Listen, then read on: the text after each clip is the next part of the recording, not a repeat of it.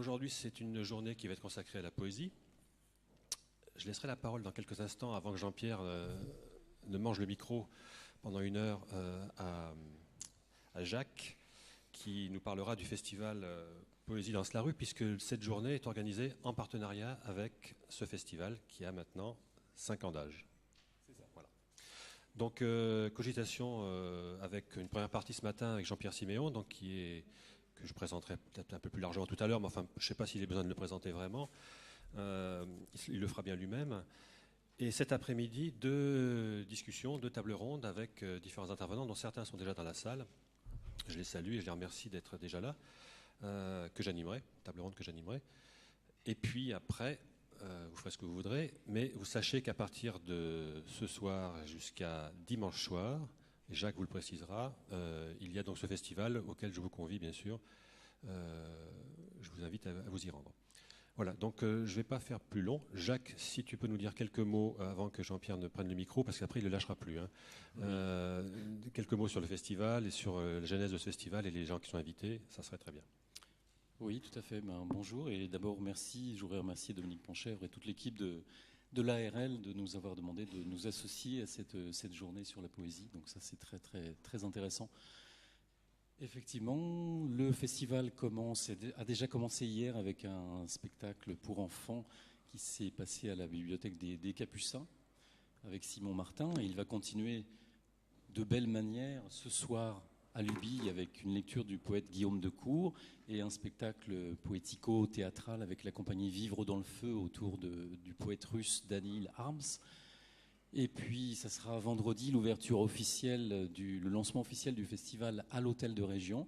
Et là, ça sera vraiment un grand, grand moment, puisqu'on aura la chance d'avoir l'hémicycle de la région pour le récital de Timothée Laine, qui est un auteur-interprète qui connaît plus de 200 poèmes par cœur de toutes époques.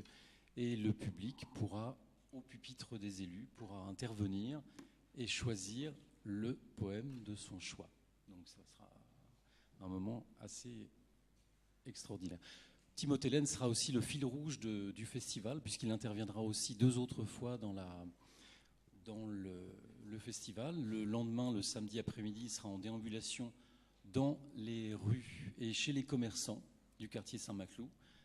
Et le dimanche, pour une expérience d'improvisation en direct avec le public. Et là, ça sera tout le contraire. C'est quelque chose qu'il nomme balbutiement. Donc ça sera aussi un moment très intéressant. Alors vous dire aussi qu'il y a aussi, donc en tout, il y aura 9 poètes invités.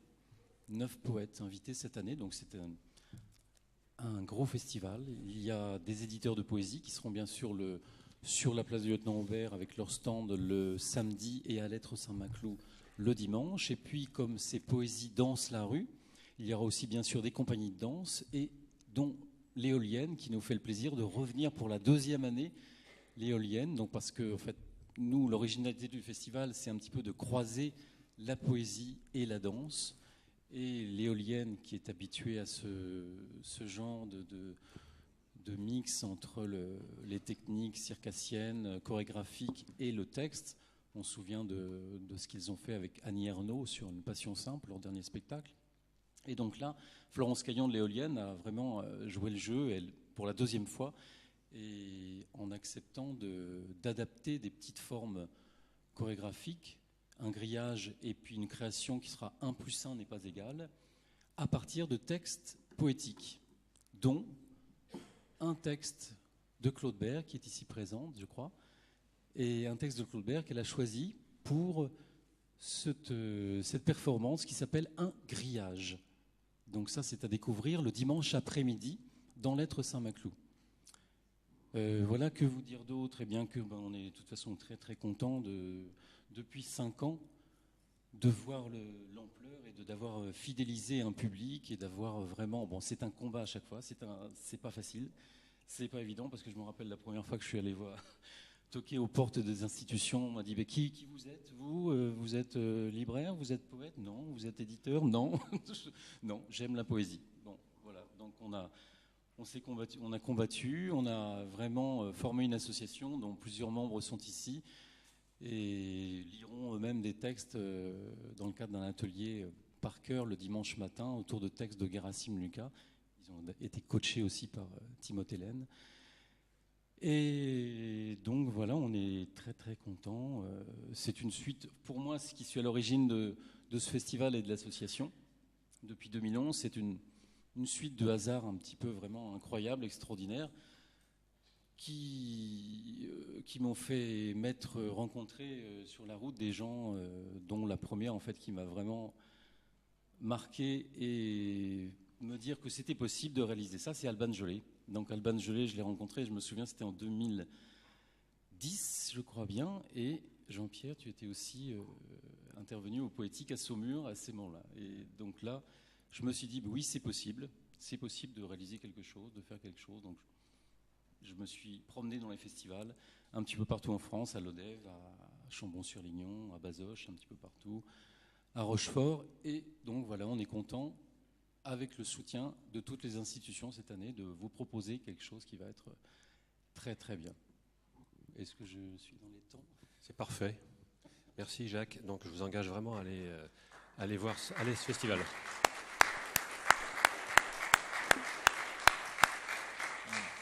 Bon, alors on va attaquer le gros morceau de la journée, pour commencer la journée avec Jean-Pierre. Donc Jean-Pierre, je n'ai pas faire son curriculum vitae parce que je le connais moi très bien depuis longtemps, mais je veux dire qu'il a une casquette. C'est pas une casquette, c'est une garde-robe de casquette. Donc il est plus connu pour l'instant parce qu'il est directeur du Printemps des Poètes, directeur artistique, mais aussi c'est surtout un poète au départ, qui est aussi éditeur, qui participe au travail de chez Chêne Édition par exemple.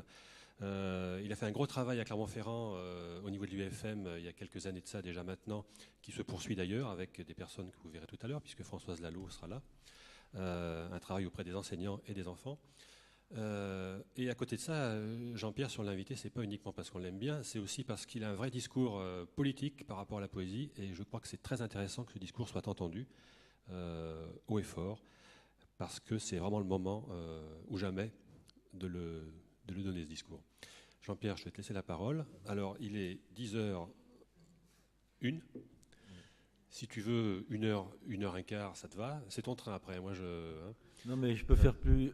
Aujourd'hui, comme je pense que j'ai un public un peu différent des publics que je rencontre habituellement, j'ai un public avec, je crois, composé de gens déjà assez informés. Peut-être je vais parler un peu moins et qu'on ait une conversation, voilà, peut-être, par exemple. Voilà. Hein. C'est vrai que je suis bavard, mais je vais essayer de me limiter. On peut se donner 11h30 comme date butoir. Par exemple, peut-être même avant. On va voir. Voilà. Hein. Bon, bah, écoute, on te laisse à la table. Et puis, peut-être 11h, je sais pas. Ok. Bon, en tout cas, bonjour d'abord. Oui, ce que dit Jacques est important et la démarche de Jacques est importante. Pour moi, elle est cruciale, comme celle de Patrick Verschuren, dont on a ouvert la Maison de la Poésie hier. Tout ça, c'est crucial et ça l'est pas seulement pour la poésie. Et c'est de ce dont je voudrais vous entretenir aujourd'hui. C'est-à-dire qu'il faut qu'on cesse, une fois pour toutes, de considérer avec cette une sorte de bienveillance éberluée qu'on montre partout, la poésie. Une sorte de bienveillance un peu molle, vous savez, cette gentillesse un peu qui dispense, en fait. Vous êtes poète, c'est bien. Et éberluée parce qu'au fond, comment c'est encore possible ? Vous voyez ? Comment on peut encore imaginer des poètes dans le temps qu'on vit, dans ce monde d'ordinateurs et de réalité économique hard? Qu'est-ce que ça signifie, la poésie? C'est pas possible, vraiment, quoi. Qu'il y a encore... Vous seriez pas un peu ringard, nous dit-on. Et si on ne le dit pas, ça sue dans le ton des gens qui parlent, n'est-ce pas? Et je sais, moi, là, de quoi je parle, puisque ça fait maintenant tellement d'années, bien avant le Printemps des Poètes, que ma conviction est enracinée que la poésie sauvera le monde, comme j'ai intitulé le livre que je viens de faire paraître, là, et que je le crois pour de très bonnes raisons, très argumentées, très conscientes d'elle-même, très réfléchies et très sérieuses. Et d'ailleurs, si je dis quelque chose ce matin, c'est pour essayer de fournir les arguments de cette conviction, qui, je crois, clairement nous réunit ou implicitement nous réunit. Beaucoup de gens viennent me voir en disant « oui, je pense qu'il faut de la poésie, etc. » Mais ils sentent profondément qu'il y a un besoin comme dit Yvon Lemagne, il y a un besoin de poésie, mais sans peut-être pouvoir en formuler exactement et très concrètement les arguments. Et moi, je crois que dans le monde où on vit, pour être pris au sérieux, il faut qu'on soit très au clair sur ce dont on parle et les enjeux dont nous parlons ou dont nous sommes convaincus sans le dire la plupart du temps. Alors, redisons-le. Par exemple, avec un peu de fermeté, d'orgueil et voire de colère, il faut rappeler que la poésie, c'est pas ce que majoritairement on croit, que 99% de l'opinion commune croit. Je dis 90%, c'est une image, hein, mais la plupart des gens croient, même en croyant ne pas le croire. Car les convictions, ou les représentations, ce n'est pas vraiment des convictions, les idées qu'on a de la poésie, souvent on les a malgré soi, et avec sincérité. Et on croit être dans le juste, dans le vrai. Par exemple, des élus qui même soutiennent des actions du Printemps des Poètes, ou celle de Patrick ici, ou de Jacques, ou celle que mène tel ou tel d'entre vous. Même des élus, moi j'ai fait combien de discours avec des élus dont on a besoin, et je suis content qu'il y ait des élus qui s'engagent pour la poésie. Mais souvent c'est sur d'un malentendu, sur de mauvaises raisons. Combien de discours j'ai pu faire, ou combien j'en ai pu entendre à côté d'élus, de grands élus, de grands maires, de conseillers généraux, de conseillers régionaux, etc. Et ils sont là pour dire oui, on encourage telle ou telle chose. Mais dès qu'ils parlent de la poésie, dès qu'ils se mêlent d'évoquer la poésie, on voit apparaître immédiatement ce dont je parlais tout à l'heure, cette représentation molle, fadasse et complètement à côté de la poésie. Alors, de quoi je parle ? Vous l'entendez bien à peu près tous, n'est-ce pas ? La question, c'est la première, la plus forte, c'est l'idée que l'on se fait généralement de la poésie, que je veux bien redéfinir pour qu'on soit au clair là-dessus, qui est l'exact contraire de ce qu'est, à mon point de vue, réellement la poésie. C'est-à-dire nous travaillons avec cette grande difficulté théorique, j'allais dire, n'est-ce pas ? C'est que nous voulons être des acteurs de la poésie au nom d'une conception qui naît d'une pratique et d'un engagement existentiel. Alors, et nous parlons de tout ça avec des gens qui parlent d'autre chose quand on leur parle de poésie. Bon, la plupart des gens pensent de la poésie ce que les représentations communes en font, c'est-à-dire, la plupart du temps, une jolie chose, une forme élégante de la langue, une sorte de moment un peu privilégié de douceur et de tendresse. Je le dis un peu rapidement, mais une sorte de mièvrerie naïve, mais qui ferait de bien dans un monde de brutes, vous voyez ? Ou alors un peu plus élevé, une forme particulièrement excellente de l'état de la langue française, une sorte de raffinement supérieur, Boileau, etc., vous voyez, Malherbe. Ou encore un moment de distinction chic, comme la plupart des distinctions, mais là très chic, un peu snob, quoi. Voilà, vous voyez ce que je veux dire ? On aurait une petite fleur à la boutonnière de la conscience. Et ça, je le maintiendrai jusqu'au JB exclusivement, comme disait l'ami Rabelais. Et ça, je l'entends partout. Comme on ne raconte pas d'histoire. Oh non, monsieur Siméon, vous exagérez. Non. J'ai payé pour le savoir, que je n'exagère pas, que même des conseillers de ministère bardés de diplômes, quand ils vous reçoivent, ils ont l'idée de la poésie que j'ai dite. Finalement, même si eux, ils pensent que c'est une charmante chose un peu excellente, un peu au-dessus du panier, ça n'est quand même qu'un peu secondaire.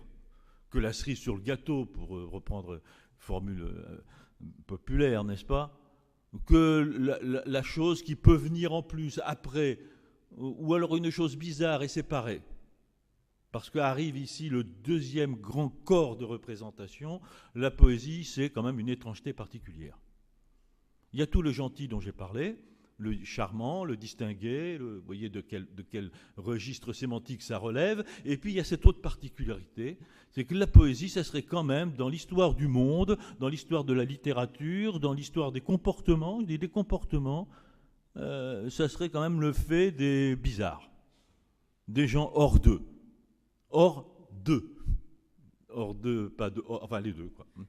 Ce serait cette étrangeté qui ferait qu'on serait, quand on serait poète, hors de la société, hors du sens commun, donc un peu insensé. Vous voyez ce que je veux dire? Fou, quoi. Maudit, quoi. Et voyez l'image du romantique isolé et perdu qui arrive derrière. Parce que toutes ces représentations dont je parle, dont je suis sûr, là je les définis à grands traits, n'est-ce pas? Je suis sûr qu'elles sont très ancrées. Très ancrées. Elles ne viennent pas comme ça. Elles sont diffuses et elles se transmettent de génération en génération. Et elles se transmettent, hélas, Claude, mon ami Claude Bert, a pourtant tellement fait compte comme moi et quelques autres, n'est-ce pas? Elles se transmettent, hélas, souvent par le discours professoral, par la façon dont la poésie est prise en compte à l'école, au collège, au lycée, dans le système scolaire. Parce que là aussi, avec les meilleures intentions du monde, on a véhiculé des représentations fadasses de la poésie, désengagées. Désengagées de quoi? De ce qui fait le fond de l'enseignement. Vraiment, qu'est-ce qui fait le fond de l'enseignement? C'est transmettre à des jeunes consciences des modes de relation actifs, éveillés au réel, n'est-ce pas? Mais si la poésie est hors du réel, et si elle est une gentille chose, évidemment, elle n'est plus prise en compte sérieusement. Et donc, au lieu d'être au cœur, comme elle devrait l'être au cœur de l'enseignement et du processus éducatif, elle est encore dans une marge charmante, n'est-ce pas? Et particulière. Ce particulier du plus, du à côté, du quand on a le temps, du c'est pas essentiel mais il faudrait bien. Voilà. Donc, vous voyez, tout ça, il faut qu'on se le dise et qu'on soit très au clair là-dessus et qu'on le dénonce en permanence. Qu'on le dénonce, c'est-à-dire qu'on énonce autrement. Et que l'on confronte ces représentations tellement constituées et ancrées, qu'on les confronte à d'abord la réalité de la poésie, qui est évidemment à l'extrême opposé de ces représentations, et je vais parler de ça maintenant, mais qu'on les confonde aussi à des pensées autres et constituées. C'est là que je pense que, c'est pour ça que j'ai fait, encore une fois, c'est pas pour faire de la pub, mais cet essai que j'ai essayé de faire très précis et très argumenté, il faut aussi qu'il y ait de la pensée qui touche aussi les intellectuels, les décideurs, les médiateurs, parce que les représentations dont je parle, aussi incroyablement naïves qu'elles paraissent être, elles sont partagées, je vous le jure, par des médiateurs de très haut vol, des grands journalistes, des grands directeurs d'institutions culturelles. Oui, au fond, si on gratte un peu, leur représentation de la poésie, c'est ça. Et voilà qui explique en partie, seulement en partie, il y aurait bien d'autres raisons, l'exclusion de la poésie ces dernières décennies du champ social, n'est-ce pas? Et je crois qu'une de ces raisons essentielles, ce sont ces représentations si armées, si constituées, et fières d'elles-mêmes, et contentes d'elles-mêmes, et assurées d'elles-mêmes, par méconnaissance, ignorance. Il peut y avoir l'ignorance, évidemment, on le sait bien, chez les énarques et même chez des agrégés de lettres, hein. Je le sais assez pour les avoir fréquentés, n'est-ce pas? Donc, il peut y avoir de l'ignorance, là on ne l'attend pas. Et cette ignorance de ce qu'est réellement la poésie, qui ferait voler en éclats les représentations, eh bien, c'est une des raisons de cette exclusion du poème. Et en même temps, ça arrange bien. Parce que ce qu'est la poésie vraiment, et ça je veux dire ce que j'en pense pour ma part, n'est-ce pas? Mais en fait que je ne suis pas le seul à penser, je crois, que beaucoup de poètes pensent parce qu'ils l'écrivent, ce qu'est la poésie réellement, évidemment, ça dérange. Ça n'est pas aussi confortable, commode, arrangeant que la représentation gentillette de la poésie. Vous comprenez, si vous dites on va apprendre un poème de Maurice Carême aux enfants de CM1 ou CP, ça fait frémir personne. Si vous dites on va apprendre un poème, on va faire lire ou faire écouter aux enfants un poème de Gerasim Lucas, de David Dumortier ou de Claude Bert par exemple, alors là tout de suite ça grince des dents. Autant parce que la forme qui va tout d'un coup être proposée est imprévue, que parce qu'on pressent ce que ça dit. Et ce que ça dit, c'est que ça dit quelque chose. Alors que le poème de Maurice Carême, si habile fut-il, car je me suis souvent, hélas, un peu coltiné avec sa représentante aujourd'hui, sa ligne héritière. Maurice Carême a eu beaucoup de talent, mais il ne dit du monde aux enfants que ce que les enfants en savent déjà par tous les biais des représentations les plus vénielles, les plus désengagées, les plus molles et les plus fausses, exactement, en fait. Un monde arrangé et arrangeant. Un monde gentil, grosso modo. Ça ne veut pas dire qu'il n'y a pas de réussite magnifique chez Carême, c'est une question de principe, de conception, de parti pris, de l'idée de la poésie que ça véhicule. Voilà, donc j'y reviens. De quoi on parle, au fond, quand on parle de poésie, et qui doit fédérer notre action, notre conscience de notre action, nos consciences, et qui peut justifier que la poésie ait à voir avec le politique. Parce que de mon point de vue, et je n'ai jamais pensé la poésie autrement, question de nature personnelle, de pensée personnelle, de mon point de vue, la poésie a tout à voir avec le politique, et même, donc, elle doit être au cœur du politique. Et il faut que je le justifie. Bien sûr, je ne peux pas dire ça comme ça ne me paraît pas sérieux. Et même si je peux répondre d'une boutade, comme dans mon essai, il est temps de changer de sérieux, il faut quand même qu'on dise pourquoi c'est sérieux d'affirmer ça. Donc, j'y viens. De quoi on parle quand on parle de poésie? Vous voyez? La plupart du temps, donc, on pense à l'objet poème dans sa forme la plus traditionnelle, telle qu'on la reconnaît dans le corpus de textes qui nous a été livré par le milieu scolaire. Ou, hors dehors du milieu scolaire, très peu, même si nous sommes quelques-uns à aller contre, justement, très peu par le processus social. Par exemple, au moment de la fête des mères, un poème affiché à un endroit, etc., imprimé sur papier Richard Debat. Vous voyez ce que je veux dire? Donc, on a une conception de la poésie qui la renvoie au divertissement distingué, au sens que la poésie serait ce qui divertit du réel. C'est-à-dire que la poésie, pour la plupart des gens, et il faudrait même qu'on s'en défende nous-mêmes, n'est-ce pas, c'est l'évasion. Et je n'arrête pas d'entendre ça. Écoutez, je travaille, je vous assure, avec des gens de Canopée, très très bien. On fait un super travail, parce qu'on a créé un festival qui s'appelle Ciné-Poème, de courts-métrages de poésie, et avec des gens de Canopée très motivés, on va diffuser ça à travers la France, etc. Mais quand je vois des travaux qui donnent des mots-clés à propos de poésie, dans ce contexte-là, et que je vois apparaître à nouveau le mot évasion, nostalgie, vous voyez, tout de suite, ça revient en force, quoi. Et cette idée première que la poésie est une évasion, j'y insiste, c'est l'idée que la poésie, c'est échapper au réel. Je crois que dans toutes les représentations, que je pourrais passer 1h30 à énumérer et à analyser toutes les représentations, néfastes ou vénielles, mais des représentations en général néfastes, de la poésie, il y a celle-ci qui est la plus constante. Dite ou non dite, c'est que la poésie, c'est échapper au réel. C'est être un hors-là, pour dire comme Maupassant, n'est-ce pas? C'est être ailleurs. Rappelez-vous les images traditionnelles du poète dans la lune. Le poète qui est le rêveur. C'est qu'il y a un enfant qui rêve. Moi, j'ai entendu ça. J'étais enseignant dans le secondaire avant d'être à l'université et tout ça. On dit un enfant qui rêve, on dit c'est un poète, lui. Tout simplement parce qu'il a le nez en l'air, apparemment, ou il a l'air un peu distrait, étourdi, enfin.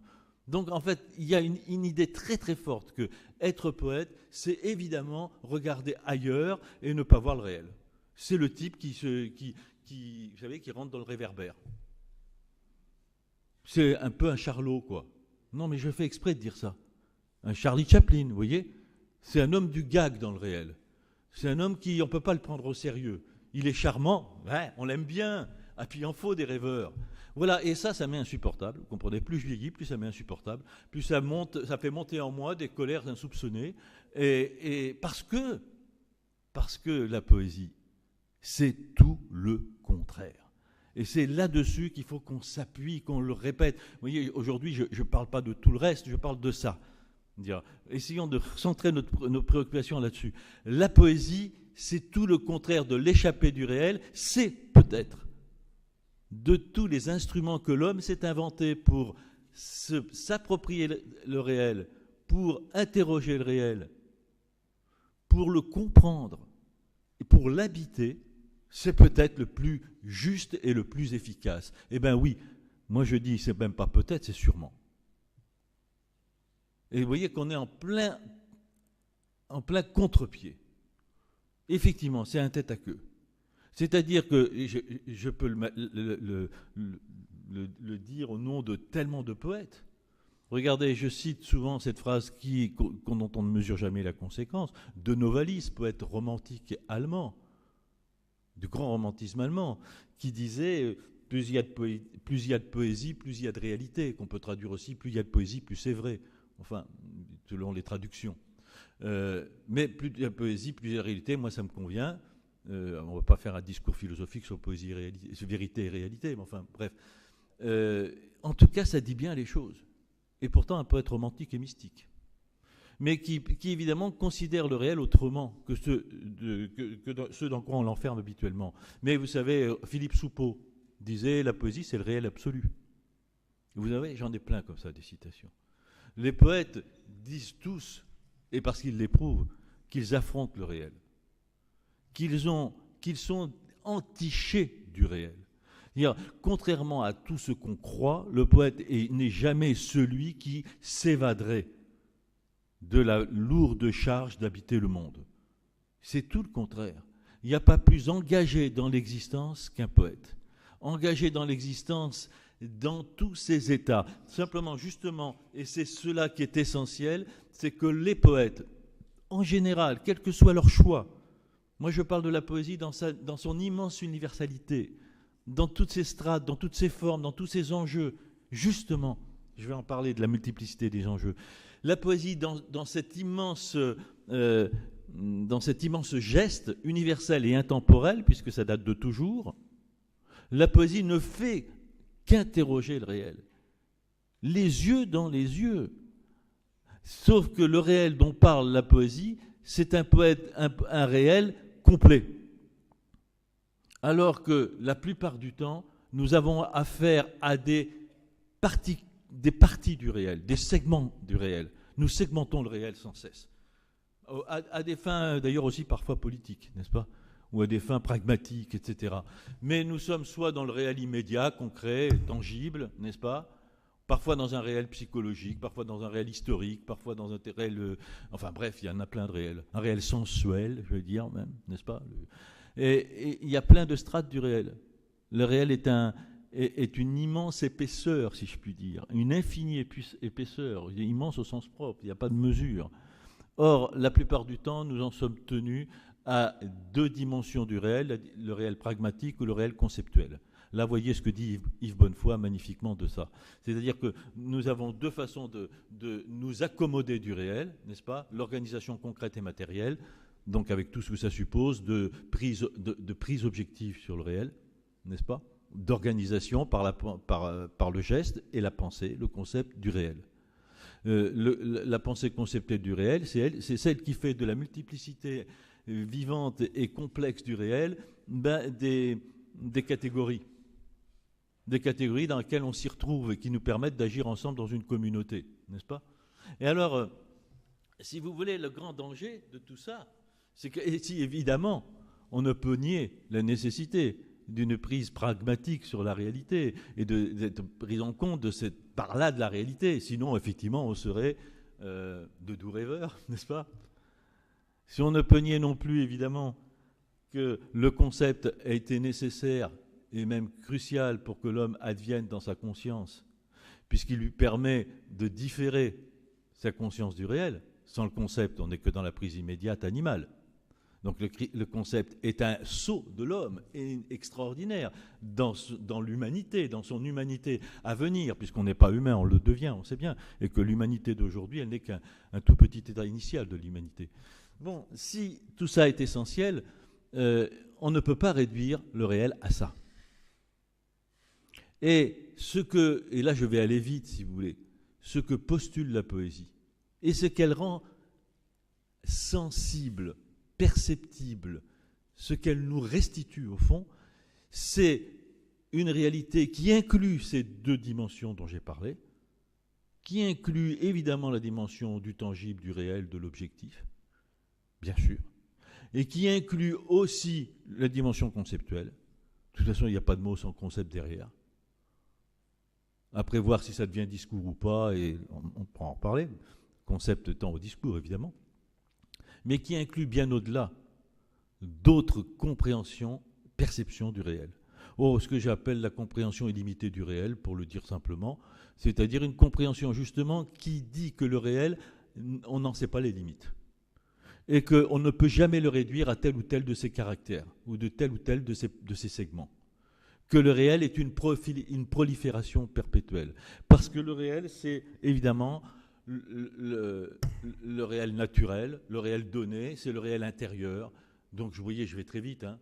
C'est le réel de la psyché, évidemment, et le réel de la pensée, et le réel de la sensation, de la sensualité. Donc, la poésie, elle prend le réel dans tous ses états. Et non seulement elle le saisit dans tous ses états, elle tente de nous restituer cette extraordinaire intensité de la coprésence de tous les éléments du réel en un instant, n'est-ce pas? Mais en même temps, elle nous invite à investir le réel dans cette démesure-là, dans cette intensité-là, dans cette complexité-là, à reconnaître cette complexité et à l'habiter. Et donc, la poésie cherche, plus que tout le reste, à nous rendre le plus justement accordé à la réalité. Donc tout le contraire de la poésie de l'évasion, type évasion, et divertissement, etc. Plus il y a de poésie, plus il y a de réalité. Et plus il y a de poésie, plus il y a de présence de nous-mêmes à la réalité. Alors voilà, c'est la définition que je cite tout le temps parce que je la crois très éclairante de Georges Perros, qui disait, qui dit, j'en fais le fondement de cet essai, j'en parle beaucoup parce que je viens d'écrire ça et que ça résume toute ma pensée, qui dit, le plus beau poème du monde ne sera jamais qu'un pâle reflet de ce qu'est la poésie. Deux points. Ah, vous savez, des définitions de la poésie, il y en a plein. Mais celle-là, moi, elle me paraît très opérante. Le plus beau poème du monde ne sera jamais qu'un pâle reflet de ce qu'est la poésie. Deux points. Une manière d'être, d'habiter, de s'habiter. Et c'est bien dire ça, que la poésie n'est pas seulement un artefact gratuit, une gentillesse secondaire, mais que ça concerne notre destin individuel et collectif. Parce que quoi d'autre comme question sérieuse se pose à nous que comment être, comment habiter le monde, vous voyez aujourd'hui, et comment s'habiter soi-même pour pouvoir habiter le monde. Ce sont des questions cruciales que la poésie porte depuis toujours, depuis Homère, en passant par Ovide, Omar Khayyam, Mayakovsky, Mahmoud Darwish, Neruda, Victor Hugo, Emily Dickinson, Jean-Michel Maupoy ou Christian Prigent. Je fais exprès de citer tous ces noms parce que je crois que l'enjeu profond, il est commun. C'est ça que je veux mettre à jour. C'est ça qui m'importe. Vous comprenez les débats après sur les formes poétiques, etc. C'est le poème. Mais le poème n'est que la cristallisation, il le dit Georges Perros, il n'est que l'effet de surface de quelque chose de plus grave et de plus profond et de plus commun à tous les poètes. Comment je me coltine la réalité ? Comment je me débrouille avec mon destin, qui est de trouver place, situation, dans un réel polysémique, mais pas polysémique seulement d'ailleurs, je pourrais dire omnisémique, il y a tous les sens possibles. Un réel qui échappe par tous les bouts, un réel qui n'est jamais identifiable, repérable, à tel point de vue, à tel point de pensée, à tel point de sensation. La réalité n'est jamais limitée à sa propre perception, évidemment, ni à la perception d'une époque, ni à la perception de tel ou tel spécialiste du réel, le géologue, le géomètre, le médecin, etc., etc.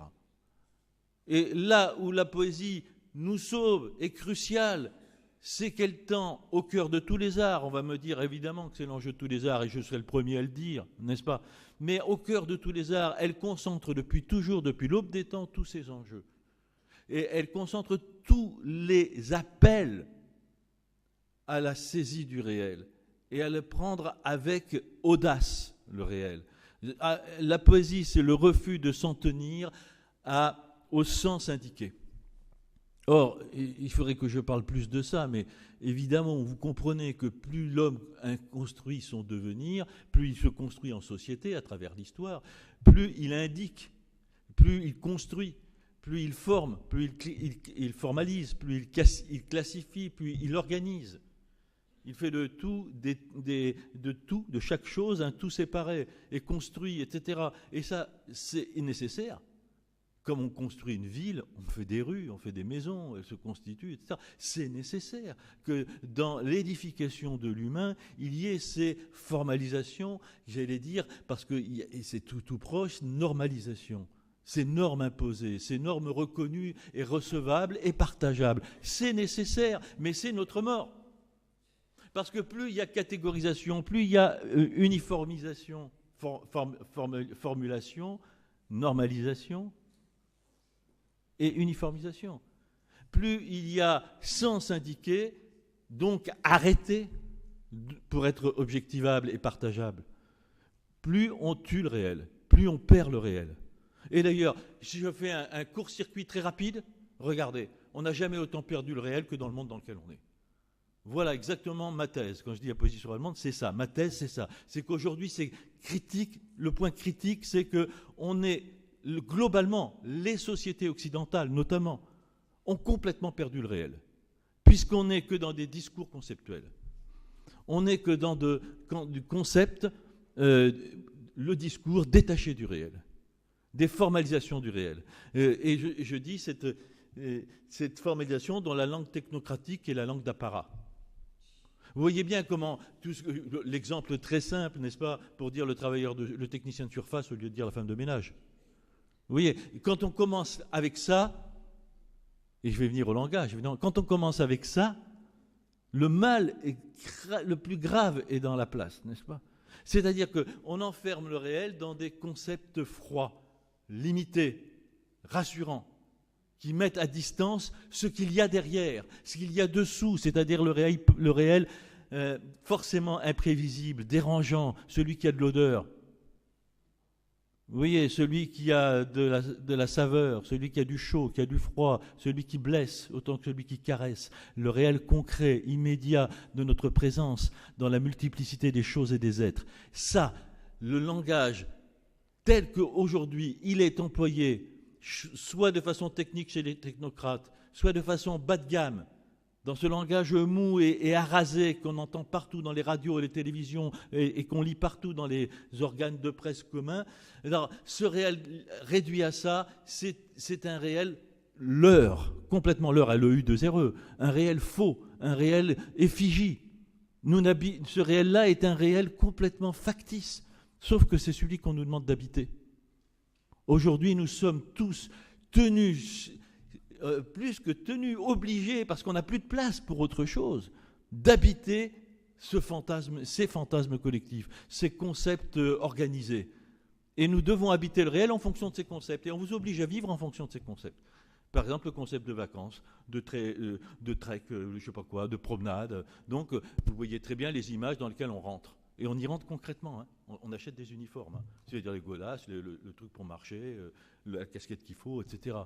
Oui, je fais des raccourcis très rapides, mais nous vivons dans un monde où nous ne vivons plus le réel, nous vivons des ersatz du réel. Or, c'est grave, parce que c'est collectif, parce que c'est insidieux, parce que c'est séduisant, parce que ça rassure. Quand on n'a plus qu'à rentrer dans la chaussure préparée du réel pour nous, c'est rassurant. Sauf que la chaussure a fait mal aux pieds. Parce que c'est la même chaussure pour tous, et si je parle de chaussures de la conscience, nous avons tous des consciences, ou des chaussures de l'affect, tous des affects très différents. Et donc, on souffre.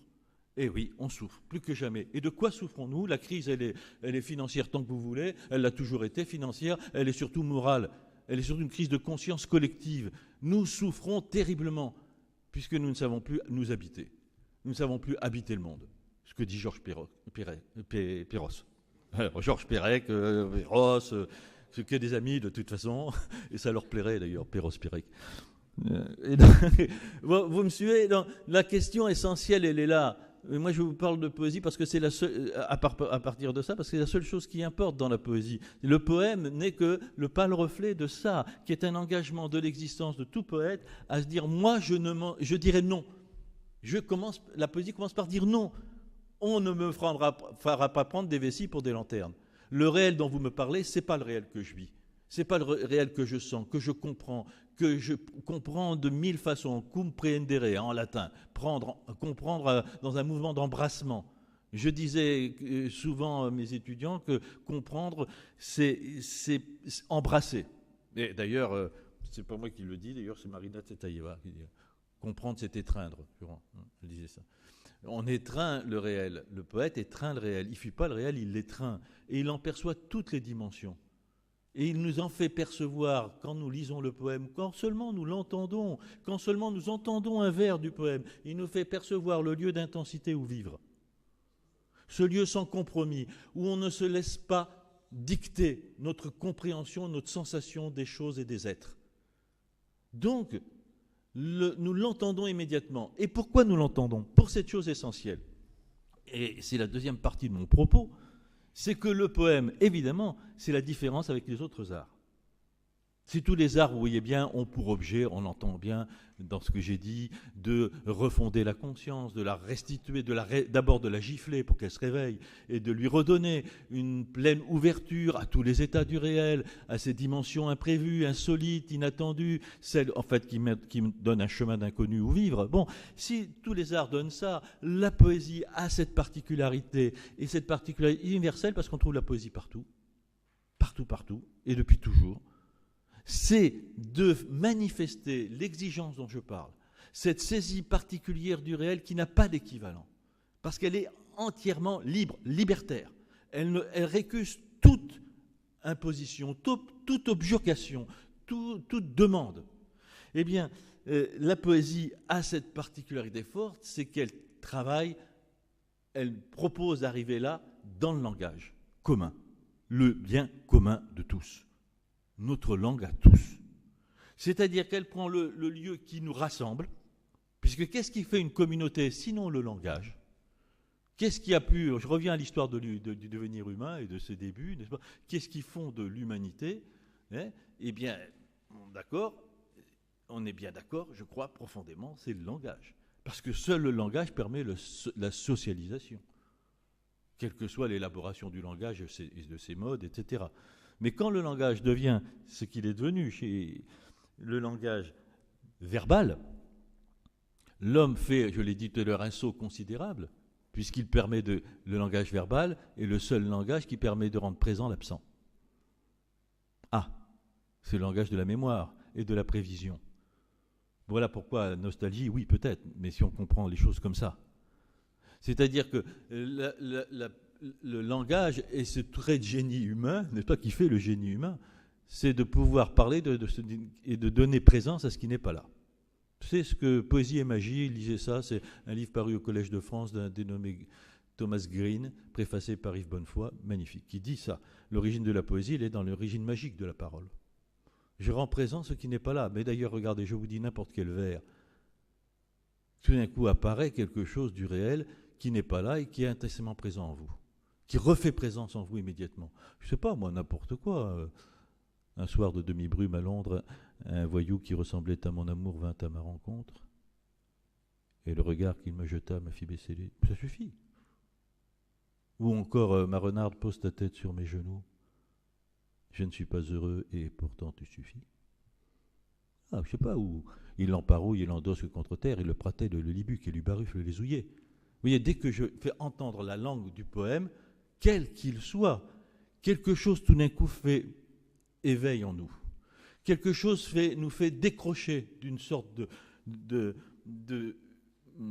situation molle, protégée et fragile dans le réel. Celle qui s'en tient aux concepts dont j'ai parlé, aux catégories, aux formes prévues, repérées, mémorisées pour être repérées, etc. et repérables. Donc tout d'un coup, là, on est en terre inconnue. Mais cette terre inconnue nous renvoie là où, et essentiellement, on est pleinement, EST, pleinement humain, dans l'étonnement et l'émerveillement et la surprise, la seule surprise qui vaille d'être encore vivant. Parce qu'au fond, la vraie question de l'être, c'est ça. C'est pas l'être. Moi, je suis pas philosophe. Je pense pas ni à Heidegger ni à Kant. Je parle de l'être tel que le poète nous le présente. C'est toujours une surprise, tout d'un coup, de se redire tiens, je suis. Tiens, il y a de l'être. Qu'est-ce que ça veut dire, ce truc-là? Un enfant de 5 ans, il l'entend dans un poème. Je reviens à l'histoire du langage. Donc, la question du langage, c'est que, évidemment, la poésie, elle trouve là le lieu de l'interrogation du réel, mais comprenons-le dans un paradoxe. Comprenons-le dans un paradoxe. Et un paradoxe violent. Et je veux parler de ça parce que c'est essentiel pour aujourd'hui. Le langage, j'ai dit qu'il a ce trait de génie de nous permettre d'évoquer l'absence, et donc d'organiser le réel, de le prévoir, de le mettre en mémoire, etc. De nous repérer dans le réel concret. Quand je parle du réel, ici je parle du réel de surface, du réel des liens sociaux, du réel des mécanismes sociaux. Donc s'il n'y a pas de langage, il n'y a pas de vie sociale et il n'y a pas ça. Il n'y a pas de relation à l'autre, on est d'accord. Pas élaborée en tout cas. Il y en a une, mais pas élaborée, comme on le voit depuis l'histoire de l'humanité grandissante. Mais alors le danger immédiat, le poison avec le remède. Le danger immédiat, c'est qu'autant nous développons le langage social qui formalise, catégorise, classifie, identifie, indispensable. Si je dis, il faut bien que si on est deux ensemble et qu'on se dise c'est une table, on sache de quoi il s'agit. Vous voyez, je vais très simple. Donc c'est indispensable. Mais même si je parle de la Commission européenne, etc., il faut bien qu'on sache de quoi. En même temps, le langage, faisant ça, et le faisant de façon acharnée, parce que le réel lui échappe tout le temps. Donc il doit être très très violent avec le réel. Il doit faire un coup d'État. À chaque fois, c'est le dictionnaire, le coup d'État. Le dictionnaire est un coup d'État dans le réel. C'est j'impose ma loi. Le mot, le sens. L'essence codifiée. Parce que 1, c'est difficile. Hein. Donc on va jusqu'à 4. Allez, si on va très très loin, on va jusqu'à 10. Et c'est bien emmerdant, parce que dès qu'il y a 10 sens, vous voyez tous les malentendus qui arrivent. Mais on essaie le plus possible d'immobiliser le réel comme on cloue le papillon. Vous voyez, pour le... Alors, donc, au même moment qu'on immobilise par le langage, par la codification sémantique, lexicale, syntaxique, etc., au même moment qu'on immobilise le langage, on fait perdre à la langue son pouvoir de libération du réel. On fait même de la langue, de tous, un instrument d'oppression du réel. Un instrument de subordination de notre conscience au réel. Et de subordination sans échappatoire. Un mot signifie ça. Un concept signifie ça. Et il faut vous en tenir là. Et vous voyez comment, de ce malheur du langage, tous les totalitarismes font leur miel, leur instrument. C'est tous les discours de propagande, tous les discours qui fomentent une compréhension du réel obligatoire et univoque. Sens unique de compréhension du réel. Comment vous devez vous penser, vous habiller, aimer, baiser, chanter, etc. Tout totalitarisme s'appuie sur la tentation totalitaire du langage. Totalitaire au sens propre. Le langage tiendrait tout du réel. Eh bien, la poésie, c'est le bras d'honneur à ça. C'est l'exact contraire. C'est la barricade qui se dresse dans le langage pour dire non. Non. Nous ne nous en tiendrons pas au sens indiqué par le dictionnaire. Nous ne nous en tiendrons pas à la syntaxe commune, codifiée par les grammaires ou par l'usage. Nous retrouverons le pouvoir de saisie de l'illimité du réel qu'a originellement la poésie. Et nous le retrouverons en libérant la langue. Et ça ne se peut qu'en libérant la langue. Qu'en faisant que la langue commune, tout d'un coup, rompe ses amarres, rompe ses liens, rompe les codes. Et là apparaît la poésie. Et le premier code que rompt la poésie, c'est le code rythmique. Le premier. Ça ne parle pas comme. Vous voyez, la première chose qui fait poème, le poème, encore, n'oubliez pas, n'étant que, pour moi, toujours, aussi indispensable, admirable soit-il, comme disait Perros, il n'est que le moyen de faire apparaître et de nous amener à une conscience plus vive du réel. Mais pour amener à cette conscience, il faut bien qu'on passe par le langage et par cette perturbation, cette rébellion du langage. Ok, parce que c'est, encore une fois, autant le langage commun a tendance à faire de nous des consciences endormies, rassurées, organisées, tranquilles, apaisées, autant par un langage révolté, la conscience se révolte. Le poème, disait Aragon, n'exige pas d'être compris, et il exige la révolte de l'oreille. Cette révolte dans la langue, c'est une vraie rébellion, c'est la vraie insurrection. D'ailleurs, la plupart du temps, les vrais révolutionnaires dans toutes les sociétés, ça passe par la parole. Vous avez remarqué. Bon, mais ça passe pas que d'abord par le sens. Ça passe d'abord par cette rupture rythmique, qui dit d'abord que dans la langue commune d'une société, d'une ethnie, dans ces langues communes et particulières, il y a une sorte de tempo commun, n'est-ce pas, un tempo auditif, je puis dire, ce qu'on appelle le rythme. Toute langue a son rythme, sa mélodie, si vous voulez. Et le poème, il commence là où est rompue l'accoutumance de l'oreille. Le poème est ce qui rompt l'accoutumance, a dit un poète, n'est-ce pas, c'est qui rompt d'abord l'accoutumance de l'oreille, au discours attendu, à la langue attendue et au discours attendu, à ce qui parle d'habitude du monde. Et qu'est-ce que c'est cette rupture? C'est la scansion. Et cette scansion, c'est ce qui fait le blanc. C'est l'arrêt. C'est-à-dire, au lieu que la parole ordinaire soit liée comme ça à une sorte de continuum, comme c'est le cas la plupart du temps dans nos échanges, tout d'un coup, là où ça n'est pas attendu, là où il ne doit pas y avoir sécession ou solution de continuité, tout d'un coup apparaît la solution de continuité, tout d'un coup apparaît la rupture.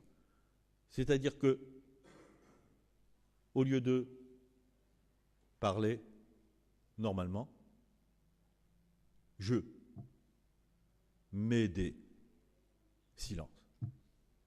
Et la façon dont vous trouvez la langue indique tel ou tel rythme. On peut évidemment faire là, ou on peut faire, on va faire du Claudel, ou on peut faire du Guilvic. Oh, m'arrête. Oh, m'arrête. Guilvic s'arrête tout de suite. Mais c'est l'effet premier du poème, cet effet rythmique dans la langue qui exige la révolte de l'oreille. C'est-à-dire que tout d'un coup, ça ne parle pas comme, tout d'un coup, mais rien que ça, à l'oreille, ça tranche sur toutes les paroles du continu qui sont les paroles du concept. Le conceptuel qui nous enferme, qui nous bouffe. La grande logorée, le grand langage qui est aujourd'hui une sorte de magma de paroles sans cesse renouvelé, où il n'y a plus le trou du silence. Et je dis dans mon essai, parce que ça me tient à cœur de vous dire ça, mais je dis cette chose extraordinaire, c'est simple, c'est qu'on n'a plus le droit au silence dans la parole. Le silence dans la parole, ça fait peur. Ceux d'entre vous, il y en a quand même quelques-uns ici qui ont parlé à la radio ou à la télé, ils le savent. L'horreur, la phobie extraordinaire de tous nos animateurs, intervieweurs et questionneurs, c'est le trou, c'est le blanc, c'est le silence. C'est incroyable, vous savez, incroyable. Mais c'est à un point que c'est névrotique. Dès que vous répondez, même à France Culture, je vous assure, dès que vous répondez que tout d'un coup il y a un vrai blanc parce que vous réfléchissez, vous voyez tout de suite l'inquiétude monter dans celui qui... Qu'est-ce qui lui arrive, etc. Il lui arrive rien, qu'il prend le temps de la penser. Mais on n'a plus le temps de ces trous dans la langue. Bref, la poésie, j'y reviens, est ce qui, dans la langue, institue toutes les libertés possibles. D'abord rythmique, ensuite évidemment sémantique, ensuite syntaxique. Syntaxique, ça va avec le rythmique, évidemment. Si vous perturbez le rythme ordinaire, la mélodie ordinaire de la langue, qui elle est même liée à une structure... vous voyez ce que disaient les linguistes et textualistes, à une structure obligée et sucée avec le lait maternel, n'est-ce pas, dans l'oreille. Dès que vous faites irruption là-dedans, vous vous surprenez. Mais d'ailleurs, les jeunes qui font du rap, ils le savent bien. Pourquoi? Qu'est-ce qu'ils ont voulu faire? Ils ont voulu introduire un rythme à eux dans la langue, par révolte. Seulement la poésie, ça n'est pas que ça. Le danger, c'est de réduire la poésie à telle ou telle de ses caractéristiques, n'est-ce pas? Et alors là, on n'a que des bouts de poésie. Il y a une intention de poésie. Il y a parfois une réussite, mais une réussite partielle. C'est le danger des poésies formalistes aussi, n'est-ce pas? C'est qu'elles peuvent réussir magnifiquement, mais partiellement. Je crois que ce qui est fort dans la poésie, c'est qu'elle touche à tous les registres, rythmique, lexical, et d'abord lexical et sémantique. Parce que quand même, l'essentiel, et c'est là que je parlais du pouvoir de la métaphore ou du pouvoir révélateur de la poésie, c'est qu'elle institue dans la langue, elle restaure, si jamais ça a été le cas, qu'elle l'ait eu originellement, en tout cas elle crée plutôt, on va dire comme ça, il n'y a pas de débat dans la langue, elle crée la capacité du mot à dire plus que ce qu'il est censé dire. Car le mot ne disant que ce qu'il est censé dire, dans le dictionnaire ou par le contexte, il ne dira que très peu. Et il perdra toujours la complexité du réel. Il ne sera jamais qu'un très pâle reflet du réel. Vous voyez, forcément. Parce qu'il y a une grande pauvreté, hélas, mais c'est comme ça, c'est naturel, c'est inhérent à la langue, une grande pauvreté de pouvoir sémantique du mot. Sauf si les poètes adviennent, qui libèrent le mot de son emprise normale, normalisatrice, c'est-à-dire l'essence codifiée par le dictionnaire ou l'essence codifiée par l'usage. Et l'enfant le sait très bien, il le fait malgré lui, la trouvaille involontaire dont parlait Bachelard. C'est comme il ne connaît pas l'essence codifiée, il utilise le mot avec l'essence qui lui plaise, anarchiquement. Et tout d'un coup, il redonne au mot un pouvoir d'évocation et de suggestion et de révélation du réel qu'on ignorait nous, n'est-ce pas? Les mots savent de nous ce que nous ignorons d'eux-mêmes. Ils savent de nous ce que nous ignorons. Ah, la phrase de Charles. Que nous ignorons de nous-mêmes. Que nous ignorons de nous-mêmes. Voilà. Ouais, ça dit tout ça. C'est-à-dire qu'il y a cette extraordinaire capacité du lexique quand on le traite poétiquement, donc de façon libertaire, à faire advenir autre chose du réel que ce qu'on en avait dans la conscience immédiate. Donc, si vous voulez, c'est aussi la phrase d'Odysseus Silitis, magnifique, qui dit peut-être encore mieux ce que dit Charles, mais qui le dit aussi de cette façon, qui dit « Là où la montagne dépasse du mot qui la désigne, se trouve un poète. » Là où la montagne dépasse du mot qui la désigne, se trouve un poète. Or, cette capacité à faire dans la langue, à redonner à chaque mot et à chaque élément du langage, j'ai parlé du rythme, j'ai parlé de la syntaxe, mais vous savez, le moindre effet de syntaxe a pouvoir aussi de suggestion, pouvoir d'abord d'interpellation et de surprise, car le premier effet du poème, c'est de nous surprendre, c'est-à-dire de nous rendre à l'écoute, à l'attention, parce que s'il n'y a pas de surprise, il n'y a pas d'écoute. Ça nous rend à l'attention, et nous rendant à l'attention, ça nous rend sensibles et poreux à ce qui va se dire, qui est multiple, infini, qui est complexe, insaisissable, oui. Parce que le réel est insaisissable, pas parce que le poème le veut être insaisissable. Le poème n'est insaisissable qu'à, je veux dire, illimité dans son sens, qu'à la mesure de l'insaisissable du réel. Le réel est insaisissable, donc le poème l'est. D'ailleurs, pour faire un court-circuit, c'est ce que disait Luc Bérimont, dont on fête les 100 ans cette année. Luc Bérimont qui disait, c'est lui qui disait ça, je crois, peu importe, c'est un poète qui disait ça, mais je crois que c'est Bérimont. Il disait, le poème n'est pas obscur parce que je veux qu'il soit obscur, n'est-ce pas? C'est parce que ce dont je parle est obscur. Il disait, par exemple aussi, pour employer cette image, il dit, un poème, c'est quoi? Je prends un seau, c'est le poète de l'école de Rochefort, ils aiment bien l'image de la nature. Je prends un seau, je le mets dans le puits, je remonte le seau et je renverse sur la table, c'est un tas d'ombre. Voilà mon poème. Vous voyez, scrutons le réel dans ses profondeurs et restituons la profondeur du réel, la part cachée du réel. Donc ça, c'est tout ce que disait aussi Max Jacob, la poésie moderne ou le dessous des cartes. La poésie révèle du réel ce que nous en ignorons habituellement. Et voilà pourquoi elle est cruciale.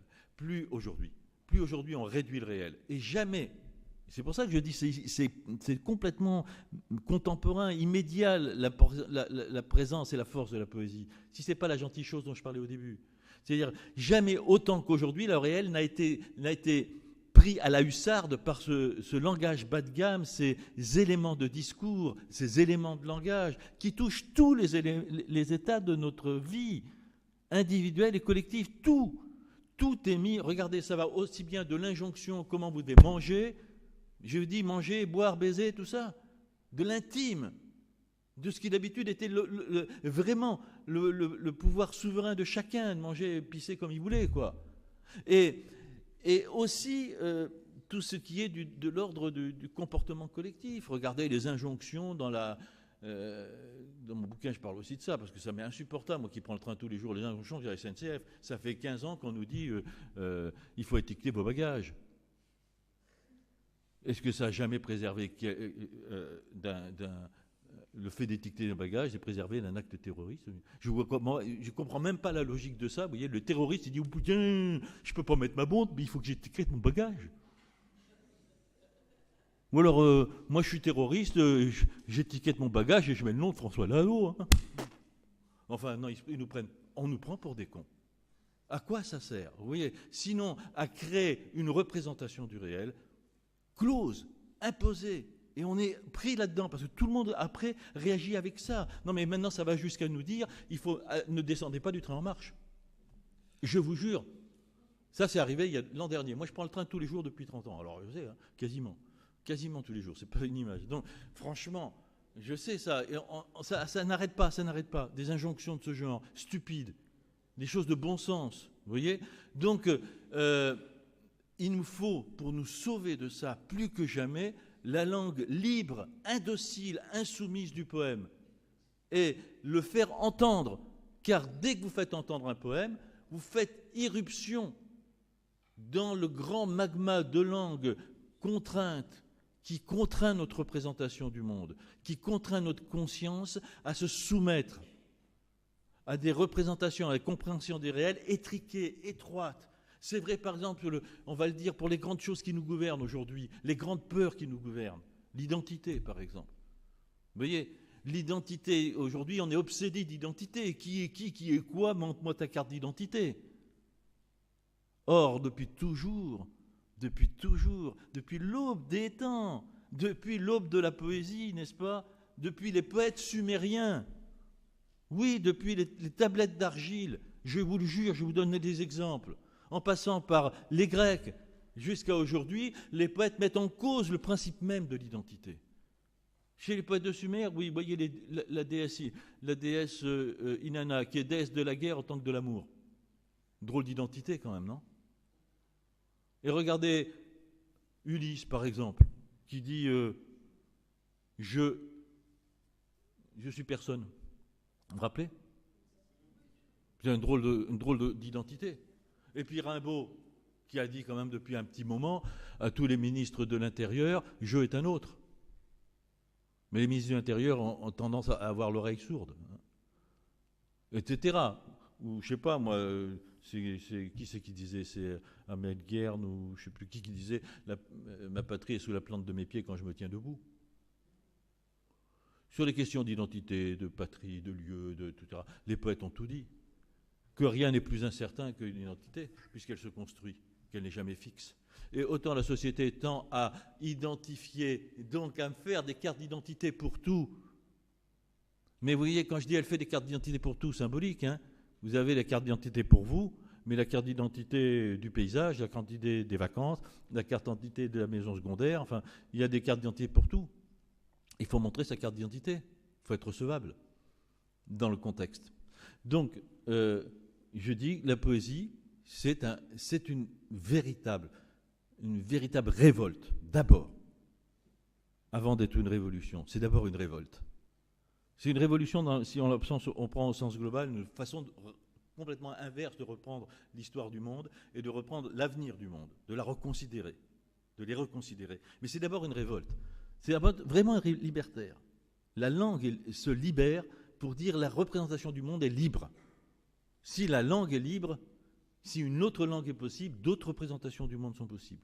D'autres compréhensions de n'importe quel élément du réel sont possibles. Vous ne me ferez pas croire de l'arbre ce que je ne peux pas en croire. L'arbre, ce n'est pas seulement la définition de l'arbre telle qu'elle est dans le dictionnaire, telle qu'en donne et c'est utile évidemment, tel qu'on en donne la botanique, etc. L'arbre, c'est aussi l'infini de sens de tous les arbres du monde. Il n'y a pas un qui ressemble à l'autre. Même dans une forêt peuplier, il n'y a pas un peuplier qui ressemble à un autre. C'est comme les hommes. Et en plus, n'est-ce pas, nous avons tous un rapport tellement immense et inventif avec l'arbre. Vous avez tous fait des cabanes, chacun à sa manière, certains dans un chêne, certains dans un figuier.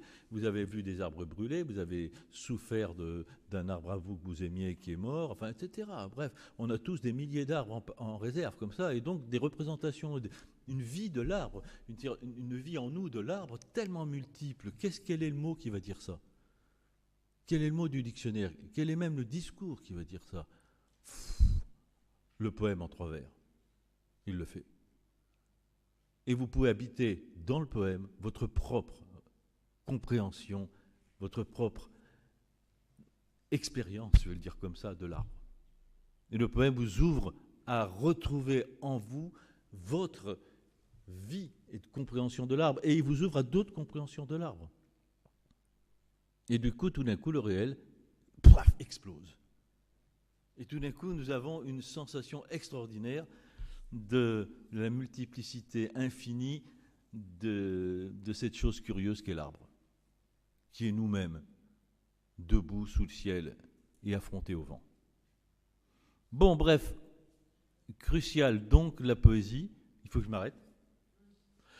Après ce qu'on va dialoguer. Crucial donc la poésie au plan politique dans la mesure où elle instruit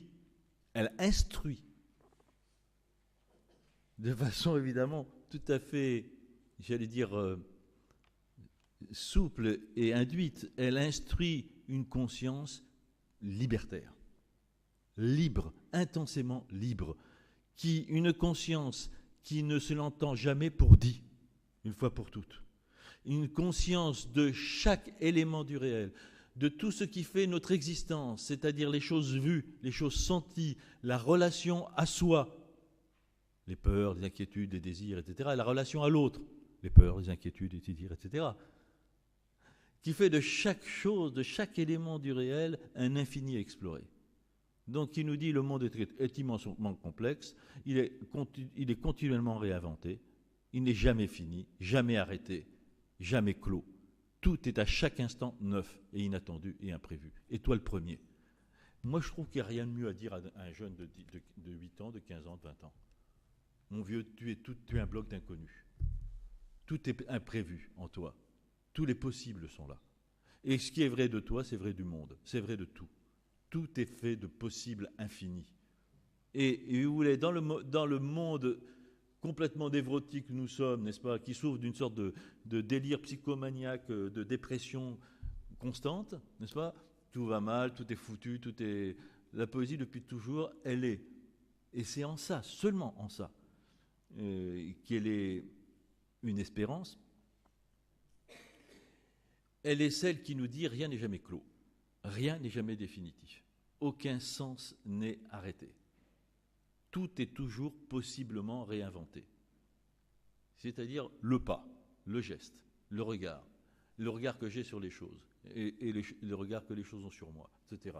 Je crois profondément que le poème nous permet, la lecture du poème, l'écoute du poème, nous permet à chaque instant de faire l'épreuve, l'essai au sens de Montaigne. On éprouve dans notre cœur, dans notre sang, dans notre tête, dans notre âme, dans notre esprit, toutes les fibres du corps, on fait l'essai, l'expérience de cet infini du réel qui nous échappe toujours et dans lequel on peut vivre intensément.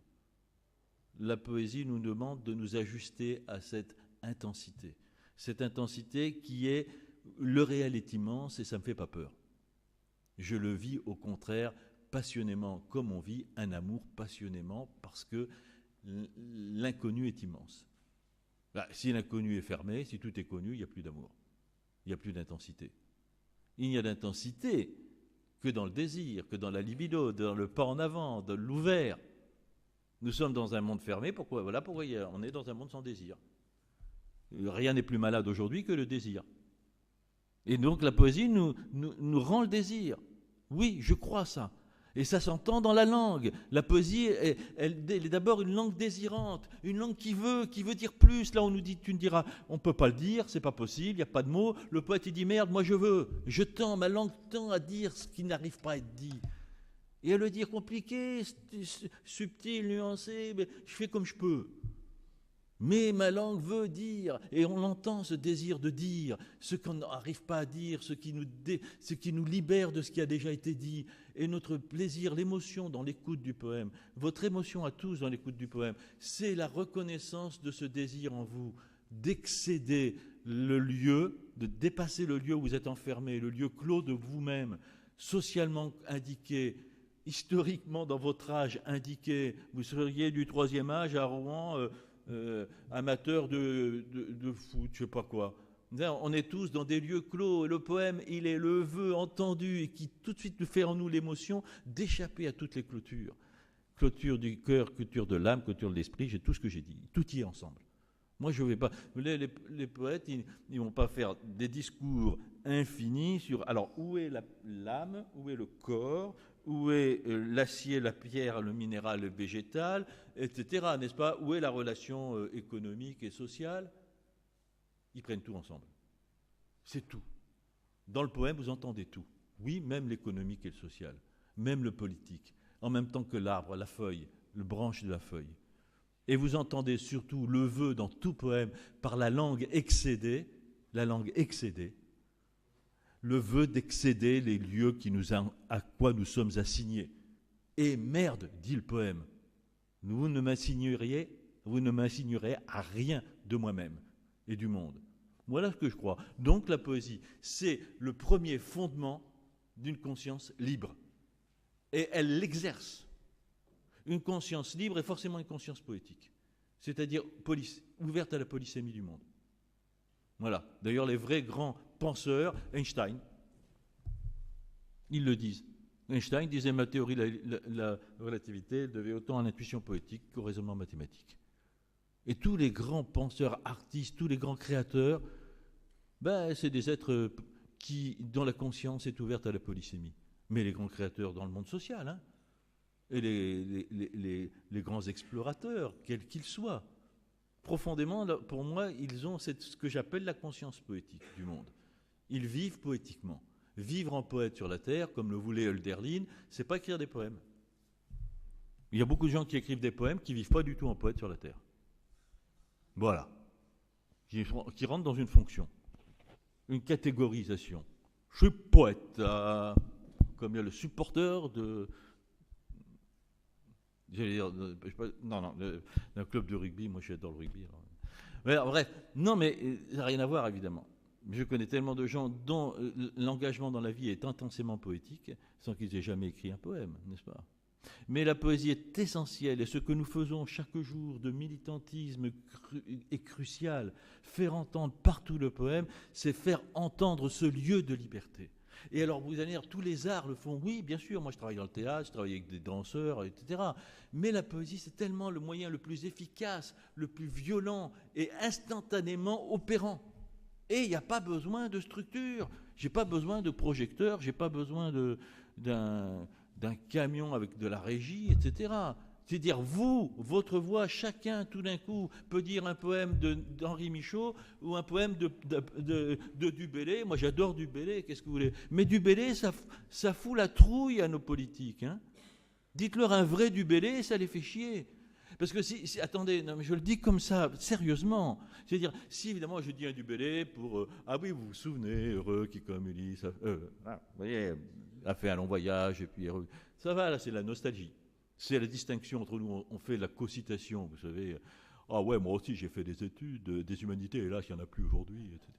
Mais si on dit vraiment dans un moment où il ne faudrait pas, on prend le temps, on prend un autre, pas connu, un poème de Dubélé, qu'on le dit pleinement, dans le silence qu'il faut au poème pour advenir, car il n'y a pas de poème sans silence, je l'ai dit au début, n'est-ce pas? Et c'est ce trou de silence dans la langue qui fait qu'on l'écoute, et c'est ce qui lui donne valeur. Puisque quand il y a l'épaisseur de silence, il y a la possibilité de la résonance. Sinon, le mot n'a pas de résonance. Il est à plat. La langue ordinaire n'a pas besoin de résonance, puisqu'elle est à plat. Puisque le mot dit immédiatement ce qu'il veut dire, on s'en fout. N'est-ce pas? Si on vous dit il n'y aura pas de croissance ce mois-ci, bah voilà, c'est compréhensible immédiatement. Pas besoin de silence, hein, pas besoin de résonance. Non, il faut de la résonance, il faut du silence. Toujours, dès qu'il y a poème, il y a silence, ou dès qu'il y a silence, il y a possibilité de poème. Voilà. Eh bien, il faudrait imposer ça. Déjà, imaginez dans un hémicycle, on fait un petit truc pour les poètes, pour leur dire qu'ils vont bien, mais dire oui, mais moi je vous lis un poème. Et par exemple, au lieu de dire un poème qui les satisferait, qui dirait un message immédiatement compréhensible, même comme j'aime plus en écrire, sur les réfugiés, etc., il dit non, je vous lis un du Bellay. Et on lit un poème de du Bellay, pleinement, dans le silence, etc. Et quelque chose advient qui est une extraordinaire, j'allais dire, une extraordinaire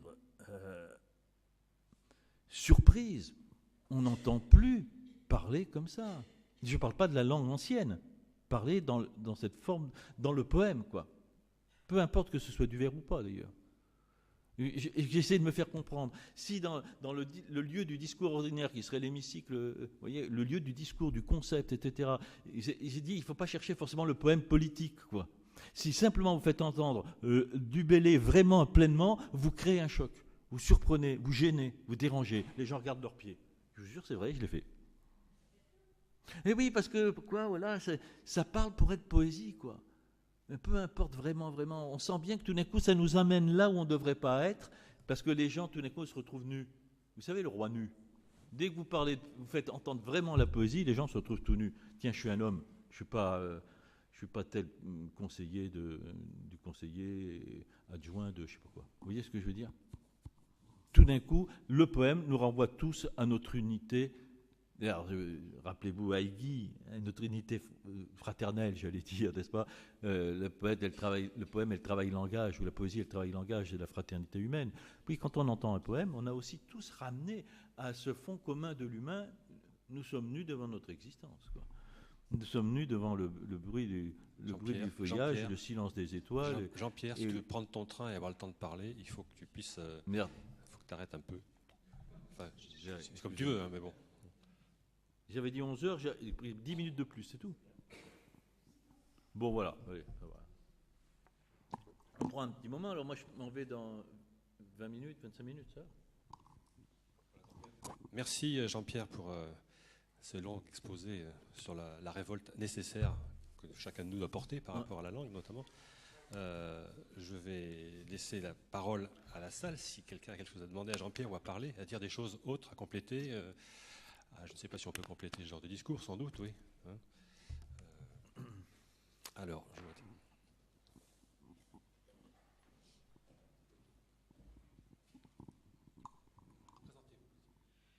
je m'appelle Catherine.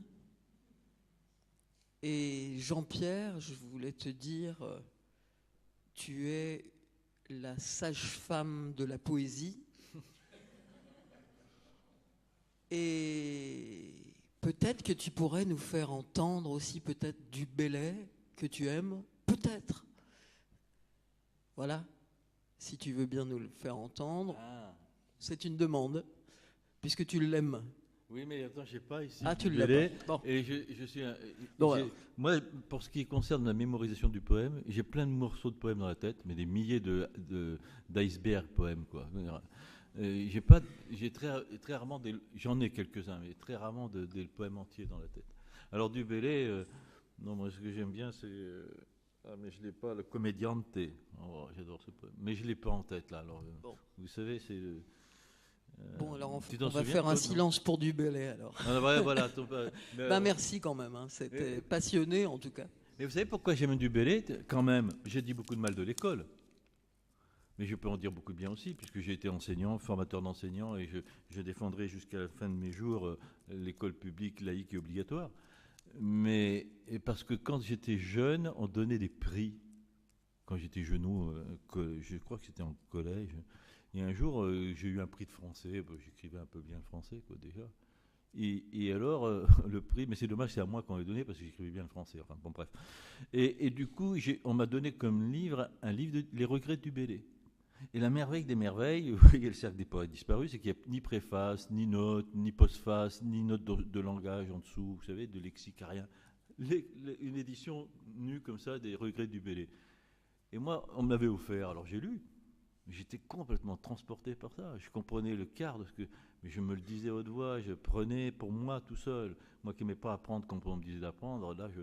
Donc c'est comme ça qu'est né mon amour de Dubélé. Mais j'aime autant Tristan Tzara, hein, vous savez. Ouais, ouais, mais celui-là on connaît par cœur. Il en faudrait un autre. Comment? Oui, moi je veux bien. Oui. Mais c'est moi qui vais le dire.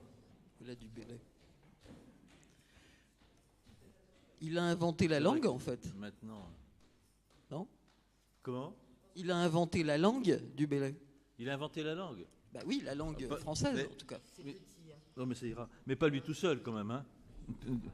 Tous les poètes inventent la langue. Non, mais avant Dubélé, il y en a eu quand même des grands poètes. Là, je viens de traduire des poètes pour un ami musicien, des poèmes de femmes, des poèmes de femmes troubadours du XIIe siècle. Ouais, des femmes. Et puis c'est des poèmes vachement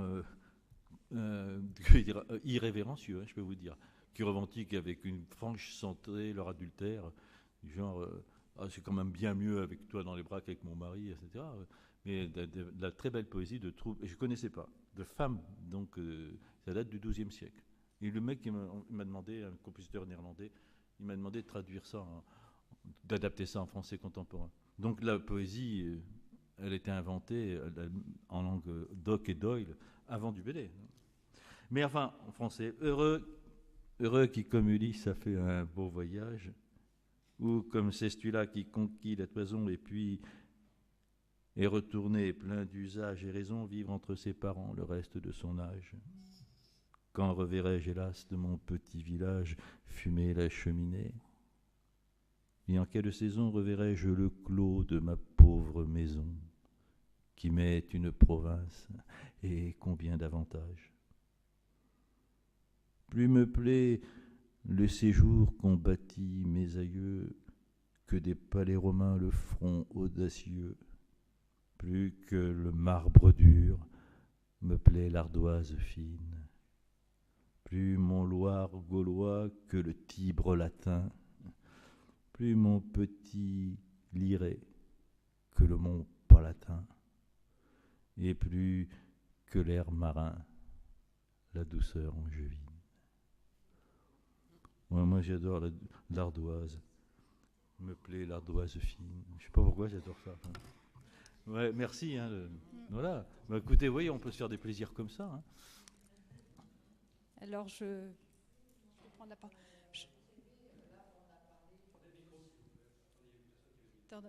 Pardon. Excusez-moi, je prends la parole. Je trouve quelques paradoxes dans votre discours. Vous affirmez beaucoup de choses alors que vous plaidez pour la liberté, un langage libertaire, et vous définissez la poésie. Derrière vous, vous avez un PowerPoint avec des cartes d'identité, des fiches d'identité de poètes patentés, dont vous faites partie d'ailleurs. Donc je vois un petit peu de paradoxe, comme vous avez institué une manifestation très intéressante, mais qui est le printemps des poètes. Comme par hasard, la poésie arrive avec le printemps, les petits oiseaux et les fleurs des champs. Tout cela me paraît un petit peu paradoxal. Et d'autre part, dans le festival que Jacques a mis en place, festival Danse la rue, je trouve que le danse est très... Poésie danse la rue, le mot danse et la présence de la danse est extrêmement intéressant parce que vous affirmez que la poésie est l'art qui permet le plus ceci, le plus cela. Je suis fervente amateur de poésie et j'en écris moi-même, mais je trouve que la danse, pourquoi dire que la danse est moins ceci et que la musique est moins cela? On peut faire de la musique avec une casserole, on peut danser avec ses pieds, on n'a pas besoin d'avoir des projecteurs et 3 camions de matériel pour danser. Je pense que tout art authentique est le moyen d'expression, et je dirais que la poésie étant prisonnière justement d'une langue particulière, d'un langage particulier, ayant la particularité d'être à la fois signe et sens, est plus limitée d'une certaine manière que d'autres. J'adore Marina Tsvetaeva, par exemple, mais je déplore de ne pas pouvoir la lire en russe, car comprendre le russe, comprendre sa langue en russe, c'est certainement tout autre chose que dans la meilleure des traductions. Voilà. Oui, je vais répondre à toutes vos questions, nombreuses.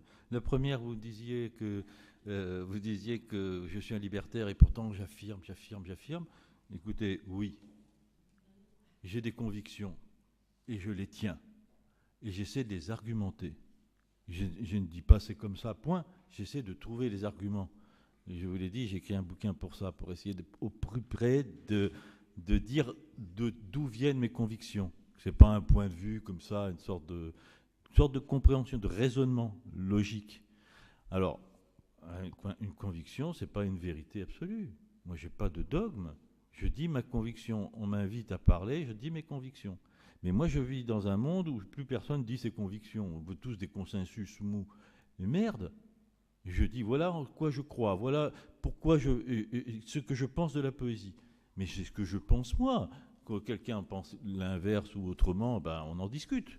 Et on s'oppose, on se heurte, pourquoi pas. Mais on ne m'interdira pas d'avoir des convictions et de les affirmer fort, surtout pour la poésie. Et là, je ne me sens pas parler pour moi ou de ma propre conviction. On a assez soupé de l'intimidation des poètes. Comment on a intimidé les poètes, je veux dire, hein, l'intimidation, comment on les a mis au rencard, comment on les a méprisés, etc. Mais si vous saviez ce que j'ai entendu, et de la part de gens très bien, quand même, par rapport à tous les autres arts considérés. Non, mais dans l'essai dont je parle de cet exemple concret qui dit tout. On a remis un jour le prix national de poésie. Ça existe, vous le savez ? Non.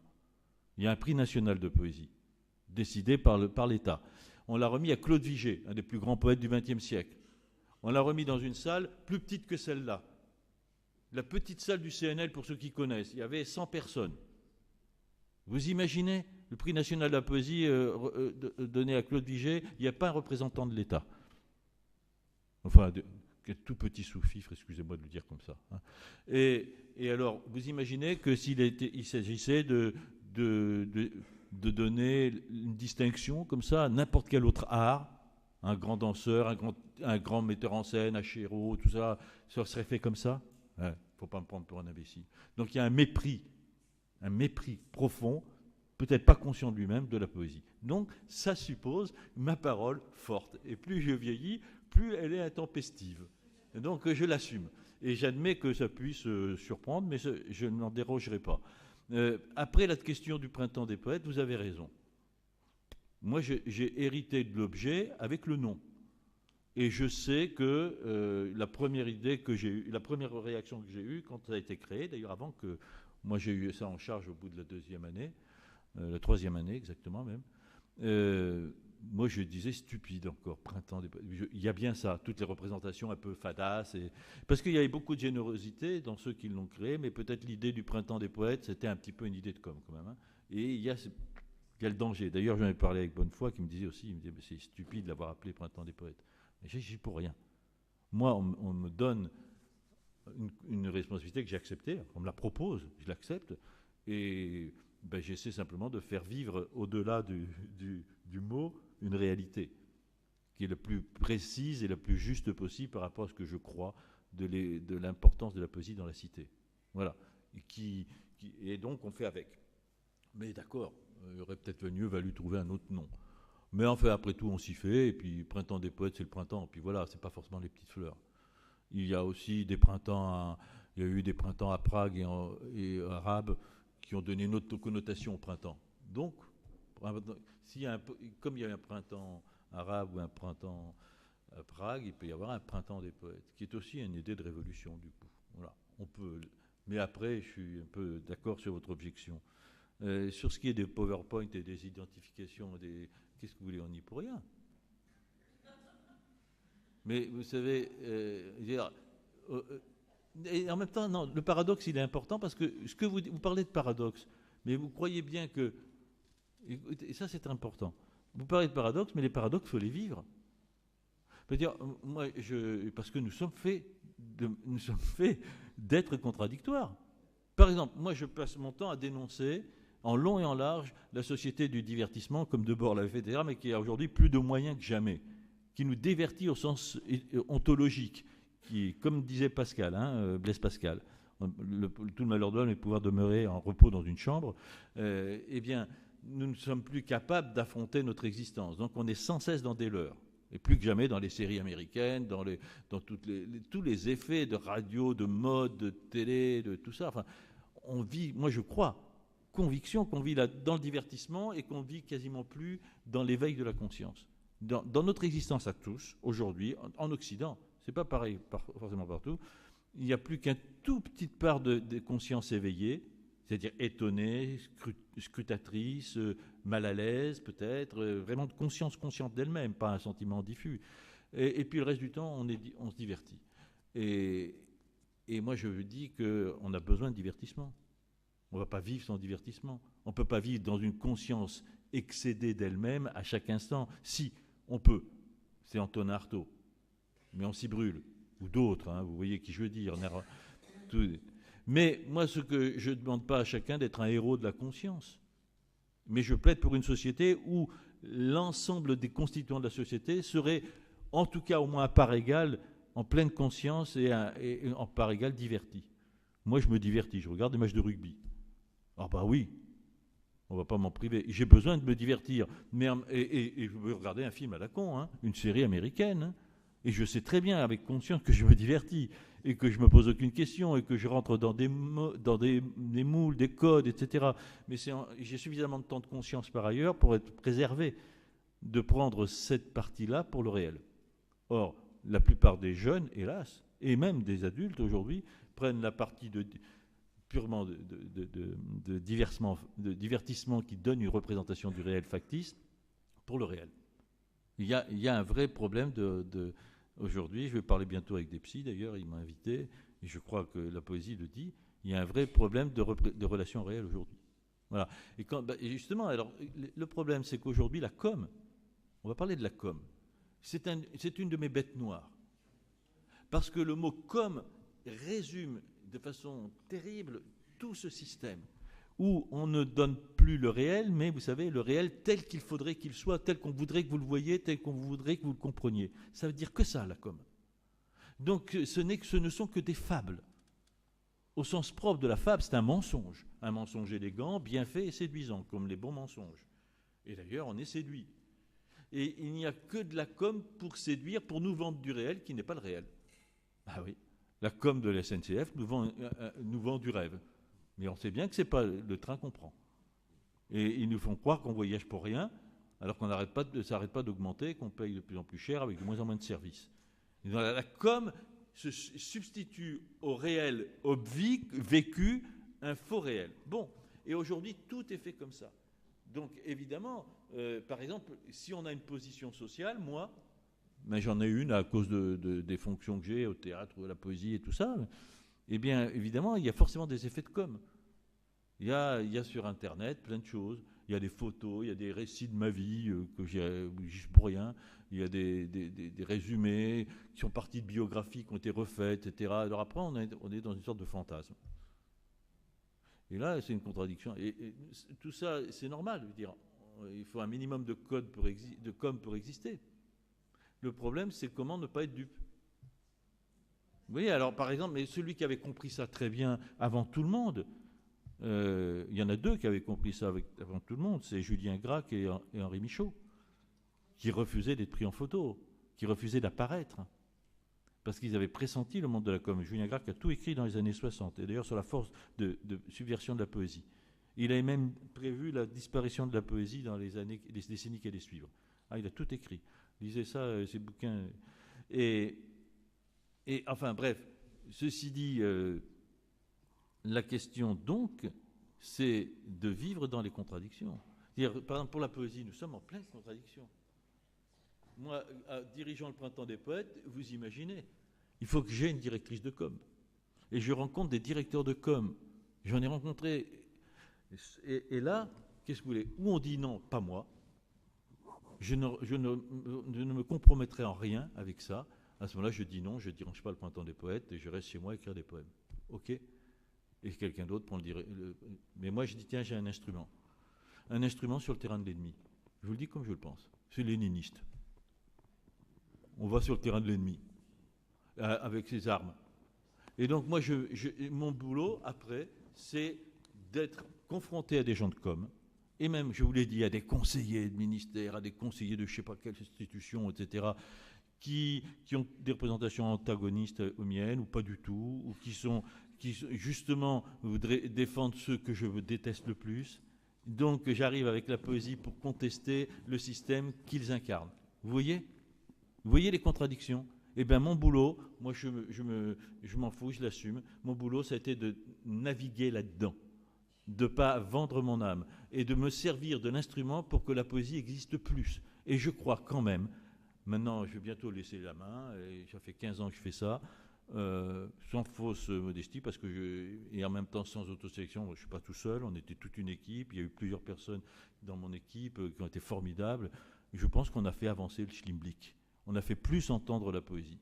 Et même s'il y a eu des contradictions, même si parfois je suis obligé de faire partenariat avec des partenaires, bon, voilà, bref, qui serait discutable au moins. Mais je peux faire lire des poèmes mais oui, je vous assure, d'Alexis Pelletier ou de Claude Bert dans des lieux publics, par ses partenaires. Ces gens-là n'y auraient jamais accès, ceux qui les lisent, à ce moment-là. Je ne sais pas, ça fonctionne, super, c'est magique, c'est magique. Oui, alors on a parlé, vous nous avez parlé du rôle social que pouvait avoir la poésie, du statut du poète un peu, actuellement. Qu'est-ce que vous pensez de ce qu'on appelle maintenant, finalement, il y a peut-être un autre terme, mais l'évolution de la langue, puisque certains disent qu'on rentre tellement de mots dans le dictionnaire, par exemple. Bon, parlons du dictionnaire, mais même dans l'usage courant, il y a quand même une invention avec nos nouveaux outils d'écriture, avec les SMS, il y a quand même une nouvelle invention de la langue. Et qu'est-ce que vous pensez de cette idée qui dit que dans 2 générations, les jeunes, en fait, c'est les idées de Michel Serres, qui parle des poussés et des poussettes, qui disent que dans 2 générations, les jeunes ne seront pas capables d'apprécier ou de comprendre notre langue.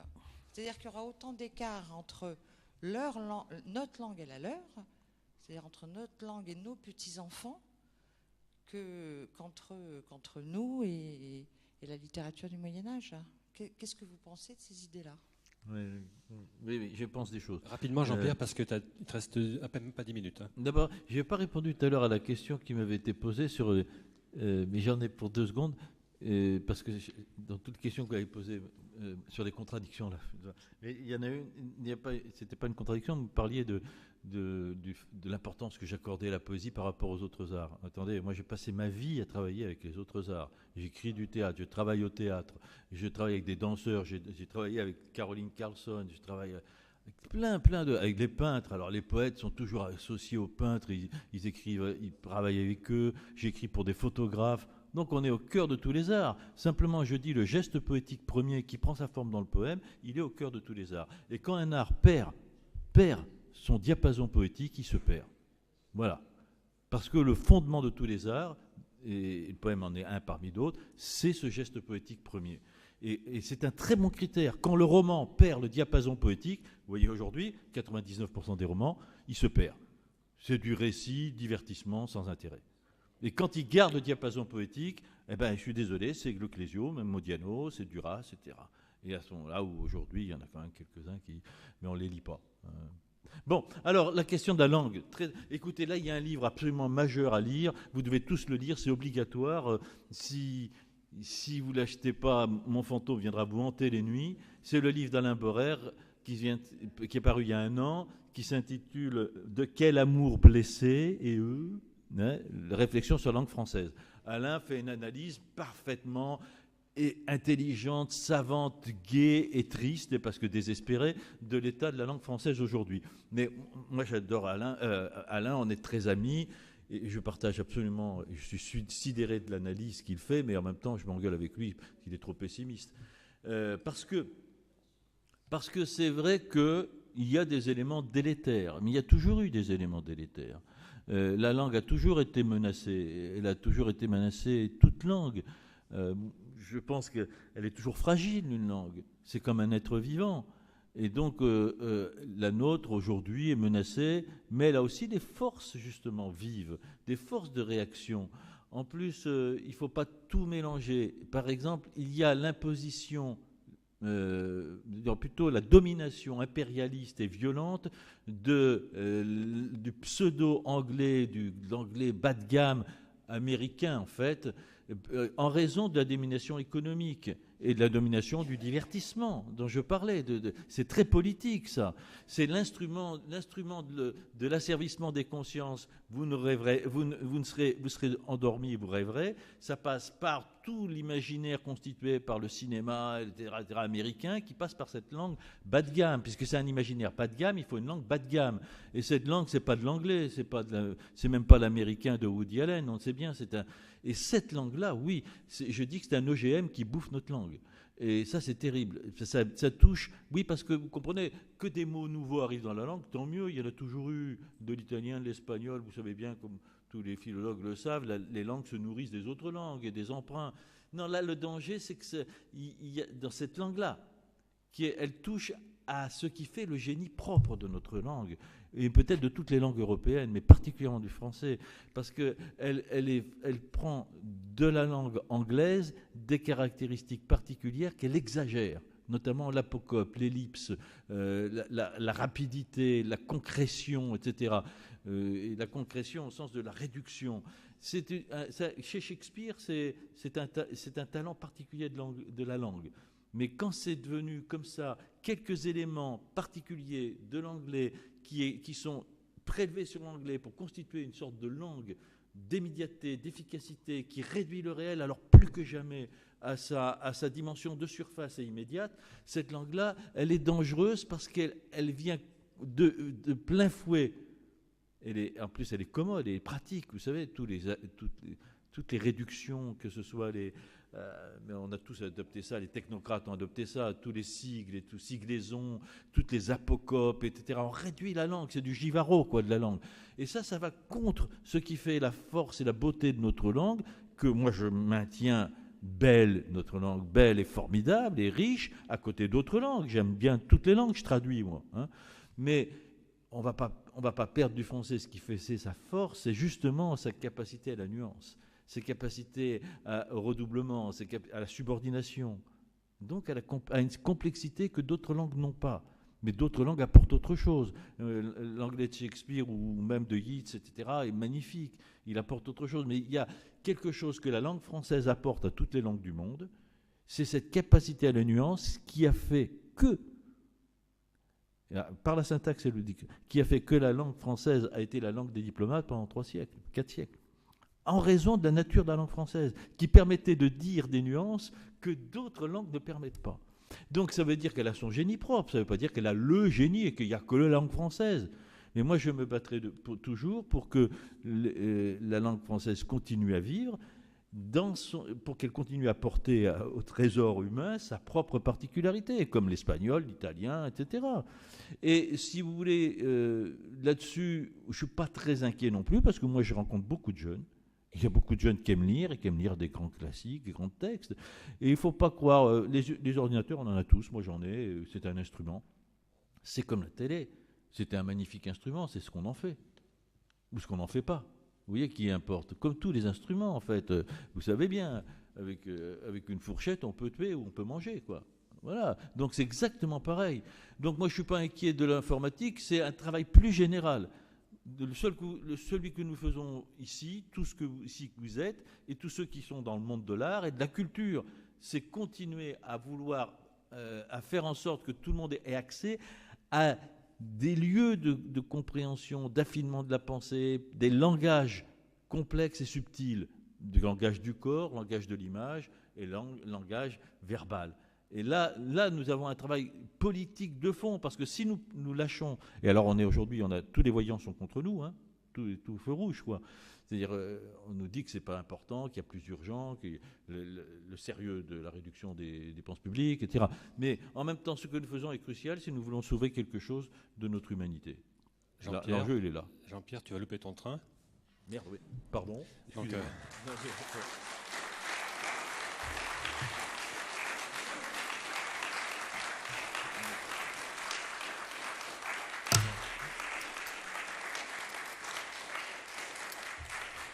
excusez-moi alors. Hein. Jean-Pierre, excusez-moi de partir un peu vite. Il faut le débrancher. Il faut le débrancher, sinon ça pourrait durer toute la journée. Ça aurait été bien, mais bon. Mais on se retrouvera parce que oui. comme il ne faut pas oublier votre. Donc, je rappelle que la librairie Les Bandes Magiques a quelques livres à vous proposer si vous souhaitez aller les consulter, en acquérir. Et puis Jacques va vous dire un mot pendant que je raccompagne Jean-Pierre jusqu'au tram. Oui. Je voulais surtout, j'ai oublié tout à l'heure de vous préciser aussi que, bien sûr, les Mondes Magiques vont vous proposer à la vente tous les livres des poètes invités au festival donc cette année. Merci Jean-Pierre, au revoir. Et donc vous allez retrouver tous les poètes qui sont invités là. Et aussi, donc ce que je n'ai pas parlé tout à l'heure, c'est le festival publie cette année, donc on marque un petit peu le 5e anniversaire du festival par la publication d'une anthologie, d'un livre anthologique que vous allez pouvoir trouver là ici, qui vient tout juste de sortir aux éditions Christophe Chaument et coordonné par Alexis Pelletier, qui en a écrit la postface, on va dire. Et vous y retrouvez 26 poètes, dont certains sont ici, 26 poètes qui ont accepté de livrer des textes pour cette anthologie, qui est vraiment un très bel ouvrage que vous allez pouvoir feuilleter et acheter. Voilà, merci beaucoup.